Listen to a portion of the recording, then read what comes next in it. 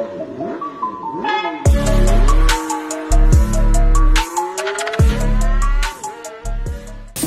morning mga sakay. Nakikita nyo yung hollow blocks na yan.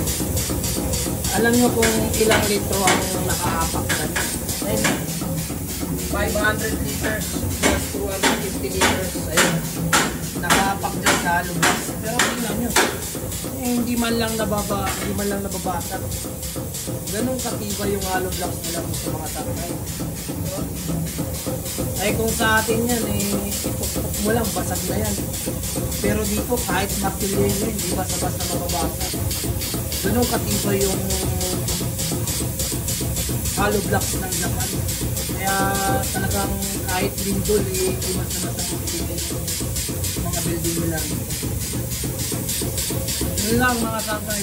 Kung nagustuhan nyo mga tayo kong content, follow nyo lang po ako sa aking Facebook account. Ganon din po sa aking YouTube channel kung pwede po palak din, pa-subscribe ko lang po para masundan nyo pa yung mga susunod ng upload. Yun lang mga sakay, maraming salamat.